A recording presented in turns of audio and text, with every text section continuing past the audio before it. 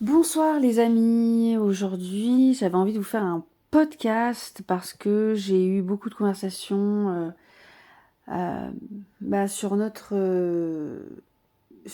situation actuelle et ça m'a fait comprendre la raison pour laquelle les gens se séparent et pourquoi on est réellement dans la séparation. Alors je vais vous épargner un petit peu les détails des histoires que j'entends à droite à gauche et ce que ça me fait, à quoi ça me fait penser, y compris ma propre expérience. Et je constate que on vit vraiment un moment intense. On est à l'apogée d'un conflit énergétique très puissant. On est vraiment à l'apogée d'une guerre entre, entre deux mondes, de plus en plus forte. Et j'ai envie de vous avertir quant aux énergies qui vont arriver, qui vont s'amplifier. Alors, c'est pour ça que je me permets de faire un petit podcast, pardon. C'est parce que je pense que c'est nécessaire que chacun de nous puisse partager son expérience et de se rendre compte qu'un partage d'expérience, c'est pas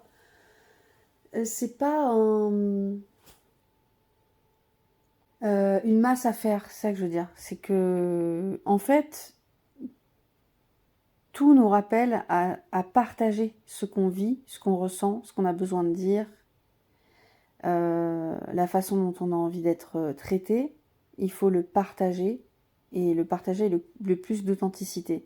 Parce que comme les énergies vont s'amplifier, vous allez vous rendre compte de la fausseté dans laquelle vous vous êtes mis tout seul au cours des années ou par automatisme. Et ce schéma de mécanisme vous fausse votre perception. Et c'est important pendant cette période où on a euh, une conjonction importante qu'on appelle Casimir en Gémeaux, qui est la planète, le signe de la planète Mercure par excellence, qui est celui de la communication, d'honorer votre communication pour la transformer vers plus de conscience, plus de souveraineté intérieure. C'est vraiment le mot que j'ai repris par rapport à un conseil que j'ai donné à une amie. Et à chaque fois quand vous parlez, que vous partagez quelque chose, vous parlez à vous-même aussi. Et c'est ça sur lequel je reviens, sur la nécessité, sur la qualité du partage. En fait, c'est la qualité du cœur. C'est la qualité de se dire, nous vivons tous un moment fort ou plus ou moins fort, et chacun va résonner à sa fréquence. C'est pas grave s'il y en a qui sont en retard, et c'est pas grave parce que ceux qui sont en retard ne tomberont pas sur mon podcast, par exemple. Ne résonneront pas, ne tomberont pas en match énergétique avec ce dont ils n'ont pas besoin d'entendre. Sinon, ils se gavent d'informations dans leur cerveau qui ne sont pas nécessaires. En fait, voilà, c'est ça. C'est pour revenir à la fausseté de votre communication. Si vous sentez que les énergies s'amplifient et que vous avez vous-même auto-censuré votre vraie nature et votre souveraineté intérieure, votre authenticité, vous allez remarquer que scroller ou faire des activités ou écouter des choses qui résonnent pas juste au fond de vous et que vous continuez à les faire, vont pas pouvoir se poursuivre très longtemps dans cette direction, parce que vous allez devoir adopter trop de stratégies de mécanismes de compensation qui vont vous faire défaut, et malheureusement ça va vous affaiblir. Donc l'intention de ce podcast, c'est de vous ramener à votre souveraineté intérieure, de penser à votre souveraineté intérieure, mais dans le cœur, par le corps et par le cœur. Autorisez-vous cet instant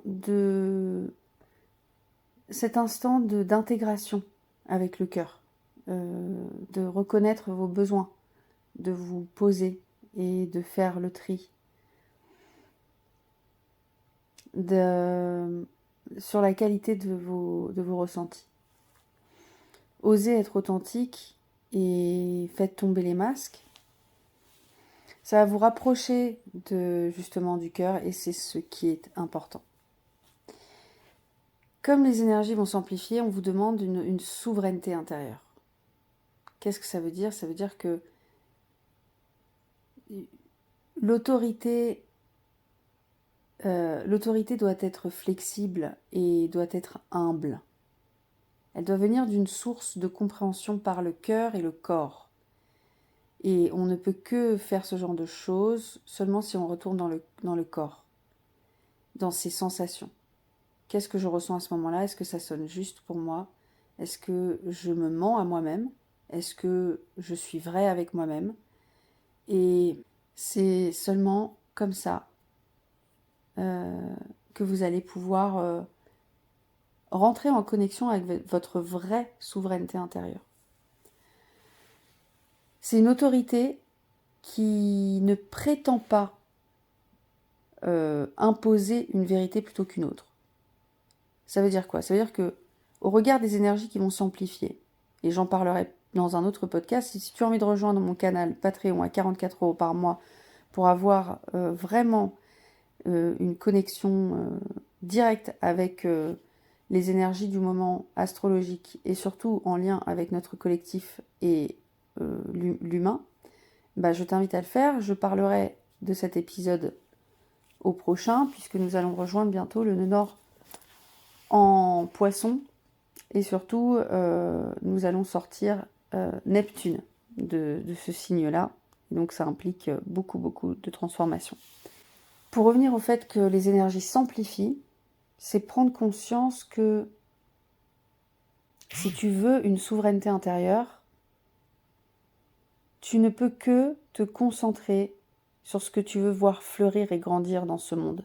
Donc si tu imposes une vision et que tu laisses l'autre, par exemple, si tu considères que l'autre est mauvais dans ce qu'il a fait, tu diffuses ton énergie à te convaincre que tu as raison par extension du fait que quelqu'un d'autre en face a tort. Le fait que les énergies s'amplifient, tout s'amplifie. Donc ta souveraineté, c'est de reconnaître que la personne en face de toi ne détermine pas ta souveraineté intérieure, ton pouvoir de choisir. C'est-à-dire, la personne est peut-être mauvaise, mais toi tu consacres ton énergie à remplir ta coupe de paix et de bienveillance avant tout. Et tu verras que tu ne seras plus abusé et que tu n'auras plus d'abus autour de toi parce que tu auras protégé ton aura énergétique. Et protéger, donc, protéger dans le bon sens, c'est-à-dire honorer. Voilà, c'est le mot que je cherchais. Dites-moi en commentaire comment ça résonne pour vous en ce moment.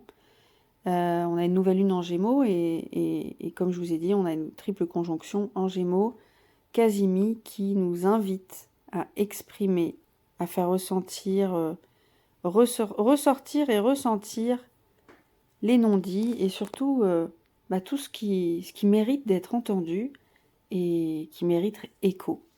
Alors, quelle mélodie choisissez-vous? C'est la question. Quelle chanson voulez-vous écouter? Dans quelle sérénité vous voulez vivre? Dans quel chant du cœur vous êtes? Je vous embrasse. À bientôt.